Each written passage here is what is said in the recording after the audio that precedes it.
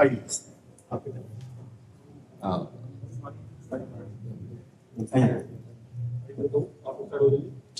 आपकी ऊर्जा लेने के लिए ही आए हैं।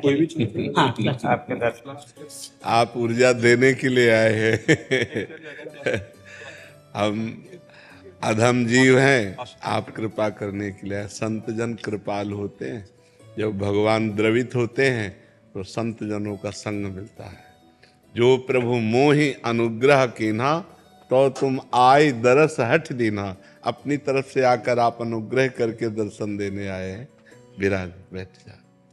आपका आरोग्य की इतनी होते हुए भी आप इतनी समाधि में हो, प्रसन्न हो, देख के हमको बल मिलता है जी। ये भगवान से चित्त जोड़ने से है। अगर हम शरीर से चित्त जोड़ें तो बहुत परेशान। जब भगवान से चित्त जोड़ते तो भगवान सच्चिदानंद है। सच्चिदानंद रूप, पंखा करो, सच्चिदानंद रूप आए विश्वोत्पत्त्यादि हेतवे। जो सच्चिदानंद है उनसे जब चित्त, तो आनंद में चित्त बना रहेगा। और शरीर नाशवान है, परिवर्तनशील है, दुख में है, इसमें चित्त नहीं देना। इसको गंभीर भाव से सहना है। तितिक्षा तास तितिक्षस्व भारत, मात्रा स्पर्शास्तु कौन्ते, शीतोष्ण सुख दुखदा, आगमा पाइनो अनित्यास, तास तितिक्षस्व भारत। इन्हें शांत भाव से सहना है। भीषण कष्ट में भी हम कष्ट रहित हैं। हमारा स्वरूप इससे अलग है। ये कष्ट भास रहा है नहीं। जैसे रस्सी में सांप भासता है, होता नहीं। जैसे मरुभूमि में जल भासता है, होता नहीं। ऐसे ही शरीर आसक्ति के कारण कष्ट भास रहा है नहीं। हमारा स्वरूप आनंदमय है। किसी भी अस्त्र की, शस्त्र की ताकत ही नहीं कि हमें छेद सके, भेद सके। अक्लेद अशोच से नैनम छिन्दन्ति शस्त्राणि, नैनम दहति पावका, न चैनम क्लेदयन्त्यापो, न शोष्यति मारुता। यही अनुभव करना है। केवल प्रवचन करने से दुख दूर नहीं हो सकता, केवल प्रवचन सुनने से दुख दूर नहीं हो सकता, अनुभव से होगा। हमें अपने को इससे अलग देखना है। खाते पीते, उठते बैठते, चलते फिरते, इससे अलग रहना है। हमारा और इसका बहुत अंतराय है। ये विनाशी है और हम अविनाशी हैं। ये परिवर्तनशील, हम एक रस हैं। ये जड़ है, हम चैतन्य घन हैं। हम साक्षी हैं, इसके दृष्टा हैं। बस देख रहे हैं इसमें क्या हो रहा है। जो हो रहा है वो पहले से निश्चित है, कुछ नया नहीं हो रहा है। बस हम तो मगन है। आनंद मगन। अब इसके विषय में पढ़े तो फिर बड़ा प्रपंच है। इससे एकदम अलग रहे। समझ रहे हम, पण वो आचरण में आना धीरे धीरे आचरण नहीं कर रहे, समझ रहे हैं सब जी। बस प्रवचन तो बहुत हो रहे हैं, प्रवचन सुने भी जा रहे हैं, लेकिन उनको उतारना जीवन में सबसे बड़ी बात है। और उतारने के बिना सब व्यर्थ है। नायमात्मा प्रवचनेन लभ्या न मेधया न बहुना श्रुतेन। उपनिषद कहता है कि आत्मबोध बहुत प्रवचन करने वाले को नहीं होता। ये आत्मबोध बहुत प्रवचन सुनने वाले को नहीं होता। ये उसे ही होता है जो स्वीकार कर लेता है, जो व्रणित इसे वर्ण कर लेता है, इसे ग्रहण कर लेता है। और भगवान कुछ परिस्थितियां ऐसी दे देते हैं कि भागना ही पड़ता है इस शरीर से। अब इस शरीर की ऐसी परिस्थिति दे दी, डायलिसिस, दोनों किडनी फेल, ये परेशानी, वो परेशानी, ये दर्द, तो बस निकलो, इससे निकलो। इसमें फंसना नहीं है। ये मरेगा, ये आज नहीं तो कल मरेगा। तो अपने स्वरूप में आओ। अगर इसकी प्रियता में फंसे तो मरे, फिर तो फिर जन्म पे जन्म, मरण पे मरण, फिर चलेगा। होश में, सावधान। तो भगवान ने हमें कृपा करके सावधान किया, हमको ऐसी परिस्थिति दी कि इससे हटना ही पड़ा। नहीं तो साधना का भी जब हम लेते हैं तो शरीर का पक्ष जोर हो जाता है, क्योंकि इसी से साधना होती है। साधना का भी पक्ष नहीं। साधना होनी है, जितना हम प्रयत्नशील हैं, साधना कर रहे हैं, पर शरीर से करवा रहे हैं, हम नहीं कर रहे हैं। हाँ, ये अभी चला जाए तो हमें इससे, हमारी साधना अधूरी नहीं है। हमारी साधना पूरी है, ये अभी नष्ट हो जाए, नाशवान, इसके सहारे थोड़ी हम अविनाशी को प्राप्त कर रहे हैं। हम अविनाशी हैं, हम वर्तमान में अविनाशी हैं, हम अविनाशी हैं। हाँ, विनाशी से हमारा जो लगाव हो गया है उसी को हटाना साधना है। विनाशी से जो हमारा लगाव है, अपनापन हो गया है, तदात्म हो गया है, उसी की साधना हम कर रहे हैं। कि इसको कष्ट देते हुए तितिक्षा पूर्वक, जैसे नंगे पैर आप चल रहे हैं या आप विविध प्रकार के तपों को ग्रहण कर रहे हैं, इसके लगाव को काट रहे हैं। लगाव का काट, कि इससे लगाव हटाना है। कि जैसे बोले हम तपस्या की, हमें बड़ा लाभ हुआ, तो क्या लाभ हुआ? लगाव हटा, इससे अपनापन हटा, तदात्म हटा। आप तो जो पूर्ण हैं उसको न कोई लाभ है न कोई हानि है।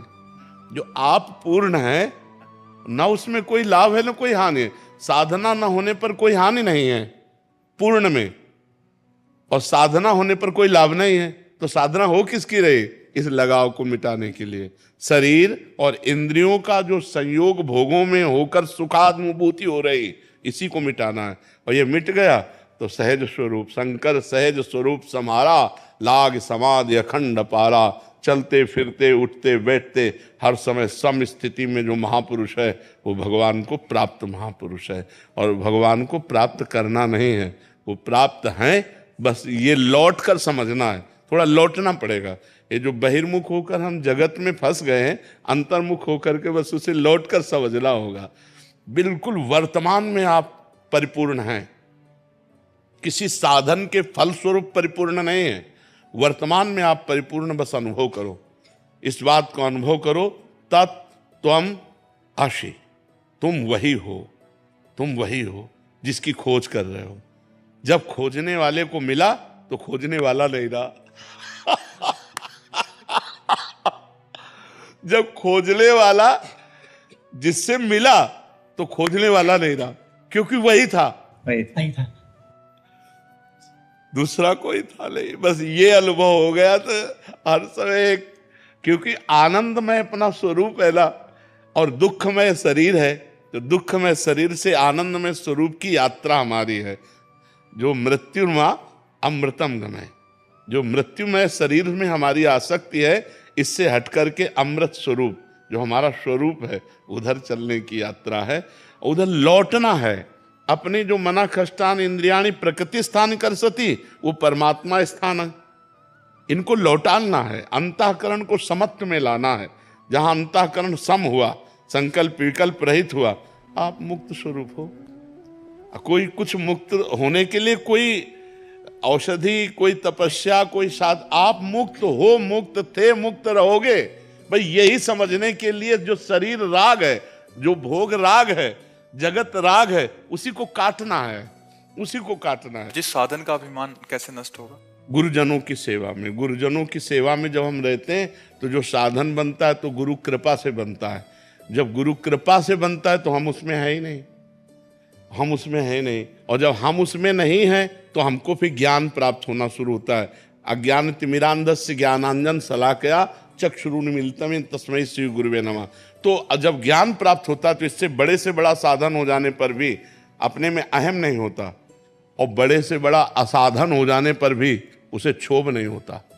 वो क्षोभ और अहम से दोनों से परे होता है। ये भी बात समझ लो, क्षोभ और अहम से बहुत परे होता है। जब गुरु कृपा से ज्ञान प्राप्त हो जाता है तो ना कोई प्रायश्चित होता है, ना कोई क्षोभ होता है, ना कोई हर्ष होता है। वो एक रस स्थिति है, गुणानुगुण वर्तन्ते मनुष्या पार्थ सर्वसा। गुणों से ये संचलित है, ये इसमें जो हो रहा है वो गुणों के द्वारा रहा है। इसका मैं करता नहीं हूँ, इसका मैं भोगता नहीं हूँ। बहुत आनंद का विषय है। बस चिंतन अपना अचिंत्य की तरफ होना चाहिए। हमारा जो चिंतन है वो अचिंत्य की तरफ होना चाहिए। बस ये जागतिक चिंतन नहीं होना चाहिए। साधन के अभिमान का आंकलन कैसे किया जाता है कि हमें है या नहीं है? जब साधन का अभिमान होगा तो हमारा जो गुणाभिमान है वो दूसरे का परीक्षण करने लगेगा। जब अहम हो जाता है ना तो सब नीच दिखाई देते हैं, अपने सर्वश्रेष्ठ दिखाई देते हैं। और जब साधना पक्की होती है तो सब में मैं ही दिखाई देता हूँ, दूसरा कोई होता नहीं। ज्ञान में और भक्ति में सब में प्रभु दिखाई देते हैं, तो नीच की बात कहाँ आई?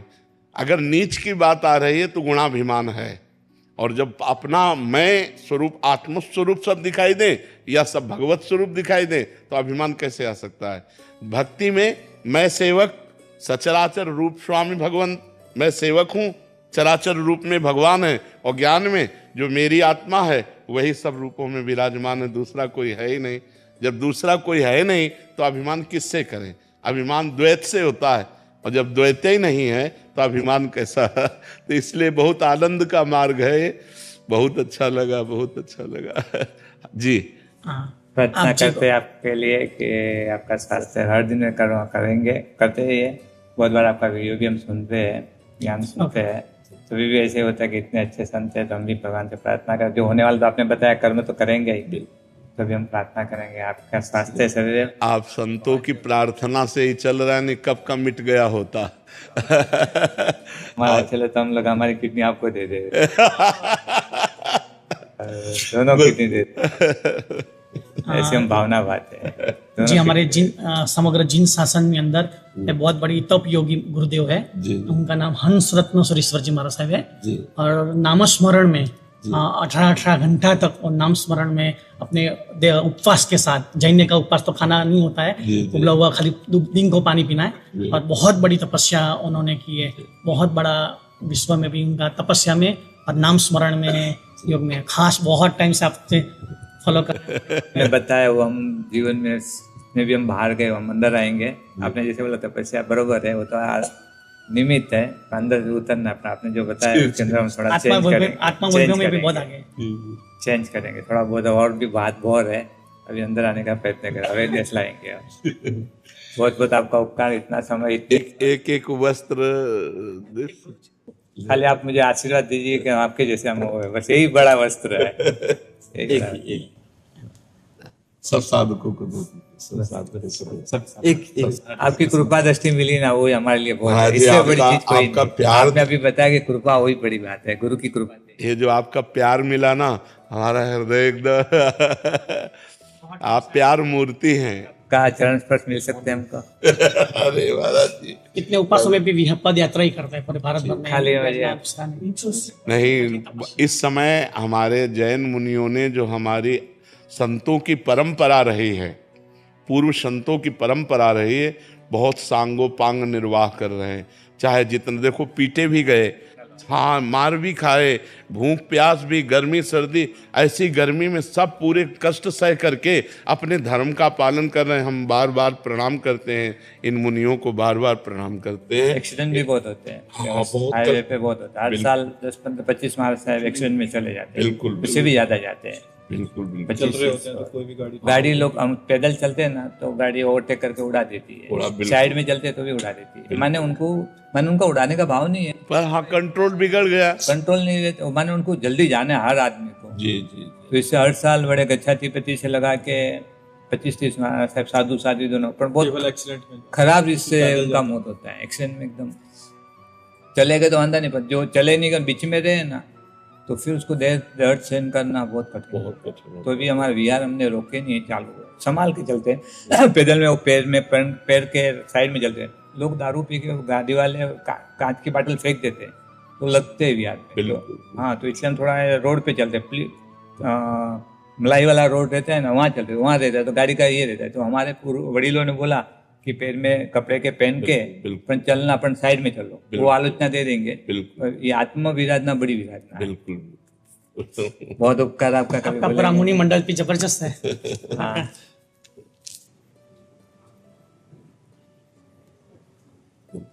आज मात्र थोड़ा